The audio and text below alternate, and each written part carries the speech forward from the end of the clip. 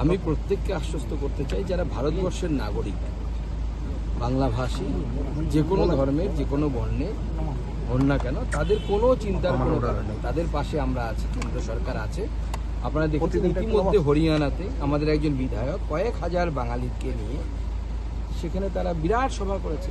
এবারে প্রোপাগান্ডা। যেমন গতকাল আমি বলছি, গতকাল আমি দিল্লি নিবাসী একজন বাঙালি, তার বাড়িতে আমি রাত্রি ভোজন করেছি, ডিফেন্স কলোনিতে তার বাড়ি। তারা তো বলছে এইসব কিছুই নেই।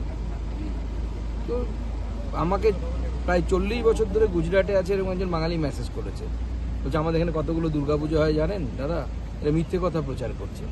তো যারা সেখানে থাকে তাদের এক্সপিরিয়েন্স কিছু হঠাৎ করে হয় না, একটা মানে ওয়াক্স তুলে দেওয়া হয়, এই চিল কান নিয়ে গেছে, তো সবাই চিলের পেছনে দৌড়চ্ছে। এরকম ভয় পাইয়ে দেওয়ার একটা বাতাবরণ চলেছে।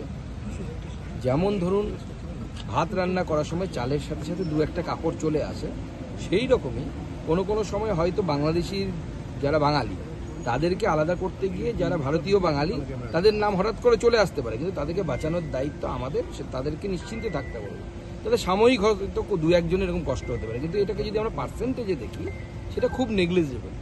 যেমন আমি বলেছিলাম যে এক একটা রাজ্যে কতজন বাঙালি থাকে এবং কতজনের সাথে এরকম হয়েছে তার একটা তথ্য তুলে ধরা হোক। 6 লক্ষ বাঙালি থাকে গুজরাটে, হয়েছে কজন? 6 জনেরও হয়নি। 6 লক্ষে 6 জন কত পার্সেন্টেজ হয়, কত শতাংশ হয়? এই হচ্ছে বিষয় হয় ভারতবর্ষে। 2002-03 এই রাজ্যে হয়েছে 26 লক্ষ মানুষের নাম বাদ গেছিল। তখন তো বিজেপি ছিল না, তখন তো বিজেপির ব্যাপার ছিল, তো 26 লক্ষ মানুষের বাদ গেল কেন? এসআইআর একটা রেগুলার প্রসেস, এবারও হবে, কেউ আটকাতে পারবে না। প্রতিবারই হয়, মানে কখনো আগে প্রথমে স্বাধীনতার পর প্রতি বছর হতো, 2-3 বছর পর বাংলা নির্বাচন এনআরসি নিয়েও মিথ্যাচার না না, গোটা দেশে চলবে এসআইআর, গোটা দেশে এসআইআর হবে। তখন 2002-03 এসআইআর হয়েছিল, গোটা দেশেই হয়েছিল। তো রাহুল গান্ধী কি উদ্দেশ্যে মানে কমিশনের বিরোধিতা করছেন?